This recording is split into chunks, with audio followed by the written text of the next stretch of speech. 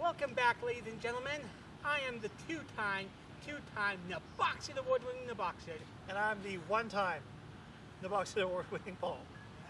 And the fact that you're watching this means I've done it. We've hit 500 videos. Celebrate tonight, come on. Yeah, so I bet you're wondering, what have I done for 500? I can assure you that it's something fishy. Yes, something fishy, something from the depths of the ocean has come and arisen here in BC, and we filmed it for your viewing pleasure. And I hope at least by the end, you will respect our can-do attitude. That's right. We have a lot of those jokes in this video, and prepare to get your laughs on. And yeah, hope you enjoy it.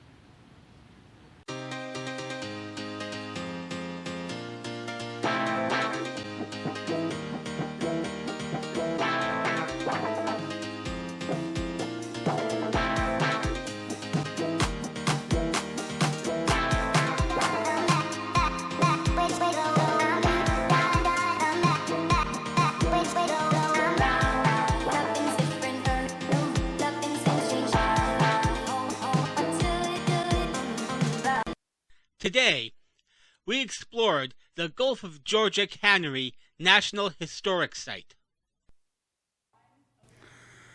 Commercial fishing boat, 1900 style. In the early days, the West Coast salmon fishing industry relied on small oar and sail powered wooden boats to make the catch. This is a river inlet skiff, one of several kinds of small two-person wooden boats used for gillnet fishing early on. This flat-bottomed boat handled well in the long protected inlets of British Columbia's central coast. One of the first pieces you find at this museum is the power block.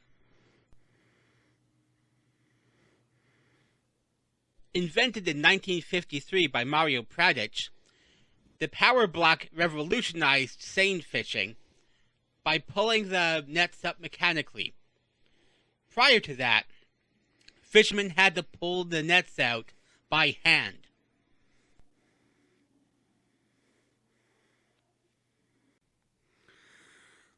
Bluestone tank. Before the introduction of synthetics, natural fiber nets required great care to keep them in good shape. To prevent rot, nets were soaked regularly in large barrels filled with a bacteria-killing mixture of bluestone, copper sulfate, and water. As a beneficial side effect, the bluestone also dyed the nets blue, making them less visible to fish.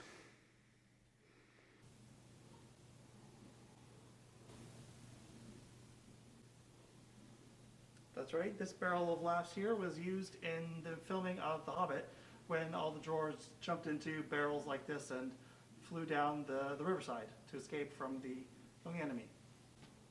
That is not true. So this is where the people got the idea for the Wheel of Fortune, because this was used to gather fish, and maybe your fortune was a lot of fish, maybe it was no fish. Either way, this is how the Wheel of Fortune got started. Not true. Patented in 1931, the powered gillnet drum took over the heavy work of hauling nets. Connected to the main boat engine using a transmission, clutch and gearing from a car, the early drums were crude and hard to work. But their labor-saving benefits and faster performance assured quick acceptance from gillnet fishermen. Drums for seiners took longer to develop. They had to wait until the 1950s when hydraulic drive systems gave drums the power to haul for the far heavier purse seine nets. Welcome aboard, matey. A pirate's life of me.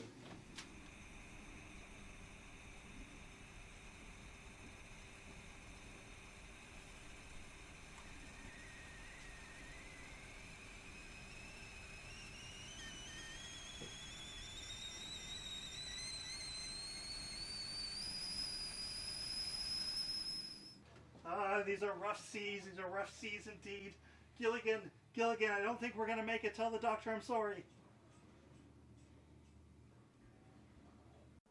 You know, times like this, I really appreciate Paul's candor and my own can-do attitude. I just hope we don't have to deal with cancel culture. But I'm guessing you can't believe that.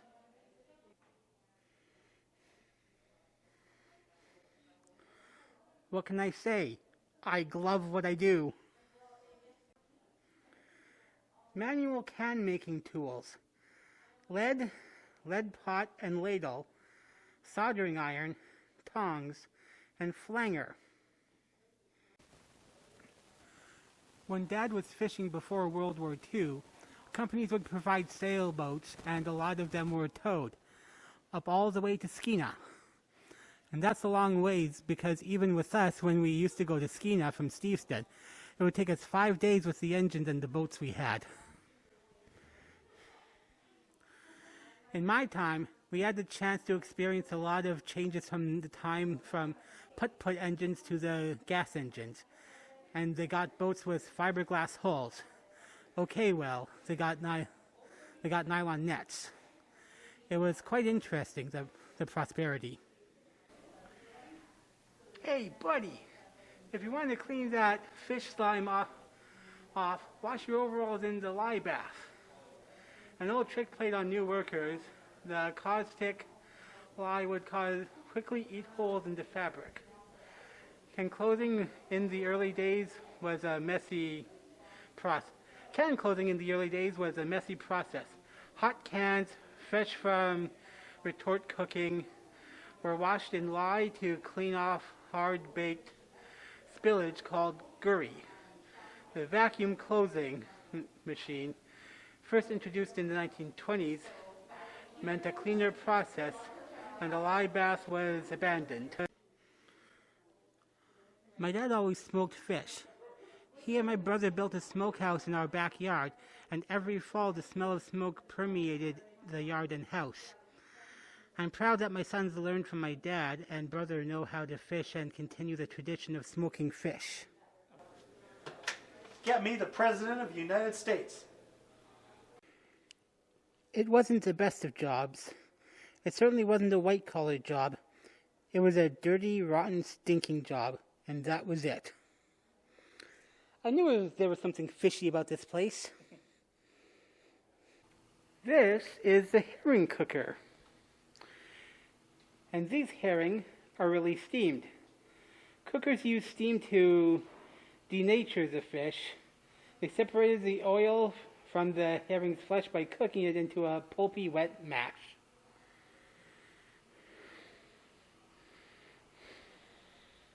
I really feel like they should have posed that, like the guy there, to be dancing. Then it could be a disco. Totally. Some Bee Gees guy. Staying alive, staying alive. Okay, we're actually roughly about halfway through here, and I have to give props to the staff here. Like, I contacted them ahead of time saying that I wanted to shoot a video here, and the staff here is actually going out of their way to make sure that we can get what we can out of here. They have actually given us access to the ice house, so we're going to look around in this part of here and see what we can find. So the way this worked, you have the ice block, which I guess this is what's represented here. So that was the ice block. It works its way down here into the ice crusher, which I'm assuming you can figure out how that would work by its... As Paul spins it. But yeah, it's like basic understanding of physics would tell you what's going on. And then it gets positioned to dispose of the ice in the fish bin. And this was long before we had refrigeration on the boat. And then it would somehow work its way up around here. People would be there with the machines. I guess it would slide down here. into the fish chute. Fish chute. Some houses have those things for laundry, this is for fish. Really? They don't have a beef one? They don't have a beef chute here? No doubt. I'm so sorely upset about that. And of course, this thing is a fish cart. Yes. Which makes sense, because that's how you would transport it onto a cart. You might That's right. maybe we'll just put it straight into the cart instead of having to leave it on the ground and then Yeah. Oh, of course, no. That's great efficiency right there. And there is actually a window here. And sometimes it shows how the water is. But obviously you can't see it right now. It's really dark, but there's a shallow amount of water down there. Yeah. The tour person that works here said that sometimes there's a lot of water, sometimes it's just mud. So we kind of have a in-between here, it seems. Yeah. We can see it, but I'm pretty sure the camera cannot pick it up. Yeah. You know, I'm having trouble coming up with a joke, and it's leaving me rather salty. We were even shown where the manager's office was.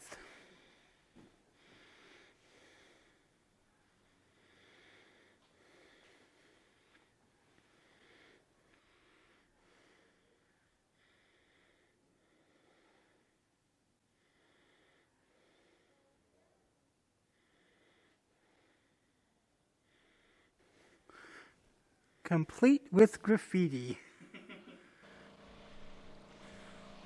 Paul and I decided to step outside for a few minutes and get some fresh air. We were taken in by the scenery.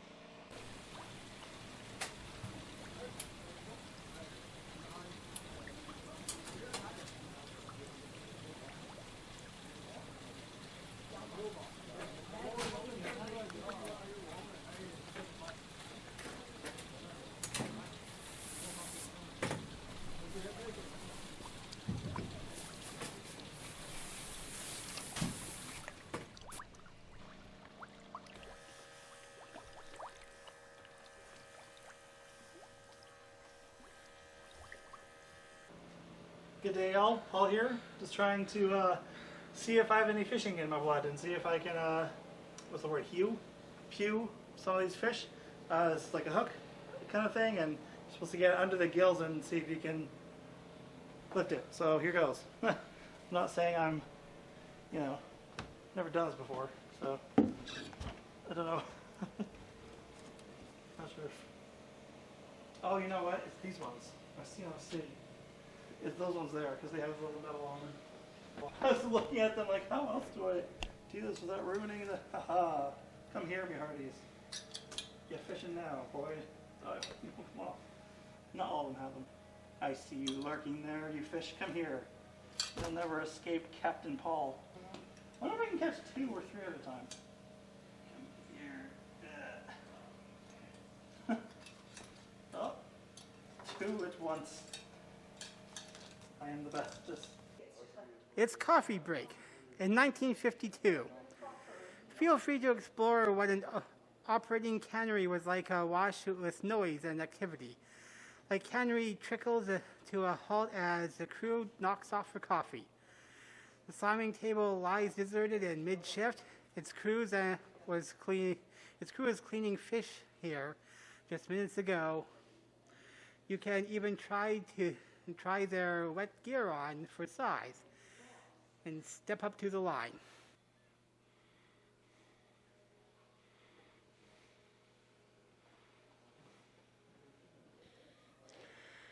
A speedy fill-up. The filling machine automatically stuffed each can with salmon at more than 100 cans a minute.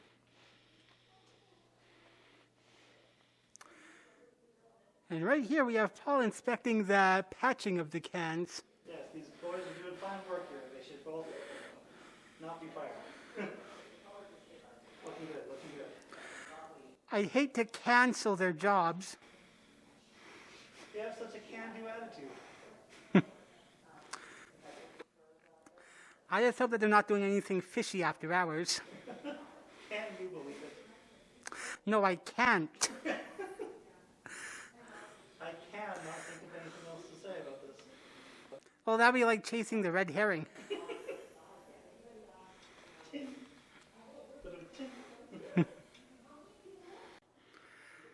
Pull the lever, Paul!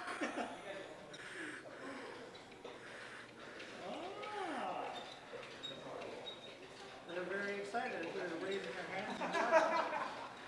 That's right. That's my old street name. So this is the community. Wrong lever!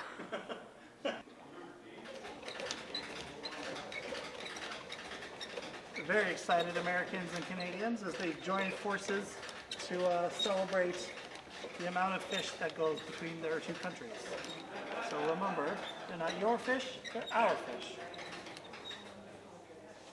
The Gulf of Georgia Cannery has a theater as well, kind of like what they have at the Britannia Mine Museum.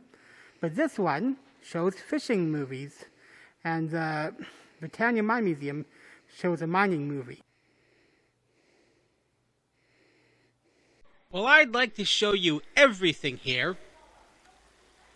If I did, you would have no reason to come.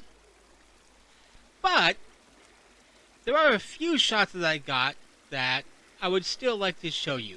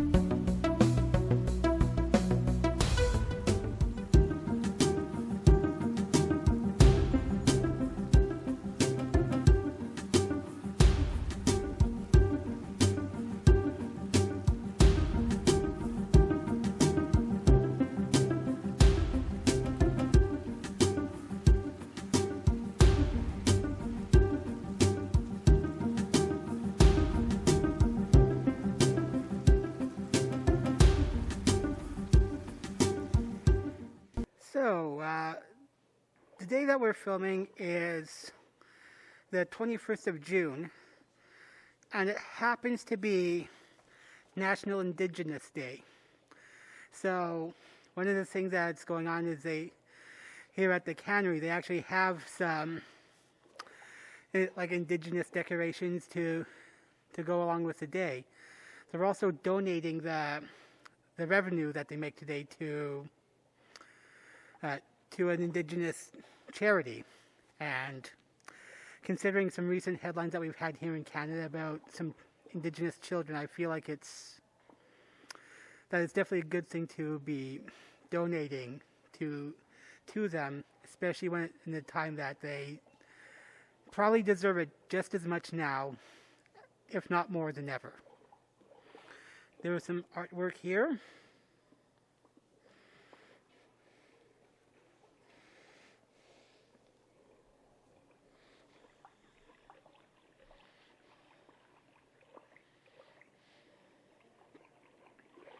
Okay, ladies and gentlemen, that was the Gulf of Georgia Cannery Historic Museum. I hope you enjoyed it. Hope that you had some laughs, hope you learned some things, and yeah, this has been 500 videos for Mr. Disco Ben here of Disco Nation, And then the Boxer Award-winning at the end of the Boxer Award-winning Boxer. I mean, he's covering all angles. Yeah, it's just, I'm just glad to hit 500. Yeah. Now, of course, it's getting to the point where it's, like, really difficult to think of new things to do. Yeah, 500 different individual videos. Yeah, eventually you're going to run out of things, but you've got a creative mind, I'm sure you can come up But with yeah, something. like I've done lots of karaoke videos. That's I've true. done lots of cooking videos with the autistic chef David Lade. Yes, he's a good chef. He's got a book out too. Yeah, and it's just one of those things where it's going to be getting harder and harder to think of new things. So I'm probably going to not have as much, stretch out the milestones, like instead of every 100 videos, like maybe either looking at 750 or 1,000 for the next one. Oh, got you. Yeah, that makes sense. Just because I can't keep doing new things every single time. That's right. Yeah. No, you can't. Yeah. That Yeah, makes sense. because it's but like I don't have like enough things that I would be interested in to try to pull off. Yeah. No, you need to really be a jack of all trades. Like to put all of your energy and effort into making so many different things reality with filming them and whatnot. So yeah, anyway, I hope you enjoyed this and stay tuned. I'm usually working on something, so I hope you. So I still have to film a couple more before we get to 500. That's right. Yeah. Yeah, we already filmed our thing with Yes. the lunch at Chronic Tacos. And that was awesome. I enjoyed that. I hope you enjoyed the Grouse Mountain. I actually enjoyed the fact that I had fresh material there. It wasn't just I wasn't rehashing what I saw last year and during the summer. No, this was actually new material that I was able to capture there. Nice. And I still have to do 496 and 497. So just to give you an idea on how these ideas work when I'm filming. You know, I Yeah. just film as I get the idea and then go from there. So Put them in their little slot after he's filmed them, and it's good. Yeah, you have a good way of filming these things, and your videos are a lot of fun to watch. They're a lot of fun to be a part of. I'm very glad and thankful that I can. He's not paying me to say this. I'm very glad and thankful that I can be a part of these videos in the way that I am. yeah, so I would like to thank Mimi for allowing me to come and film in the museum. The staff there were phenomenal. They came around and they allowed us to have access to various parts of the museum. They looked like that they were available before the pandemic, but looked like there were smaller spaces, so it looked like they might have been cut off from the general or from the customers that would usually be able to see it because of the restrictions. So I'm thankful that we were allowed to have access to those, and the staff actually approached us and said, hey, how would you feel about getting this area on film? So That was a lot of fun. That was really nice of them to ask us if we wanted to see some of the different areas that are in the video. yeah, so I hope you enjoyed watching it, and yeah, the Gulf of Georgia Cannery Historic Museum. If you're in the area, come by, and if you're not in the area, it's worth making the trip. Thank you so much for watching. So until 501, folks, see you next time.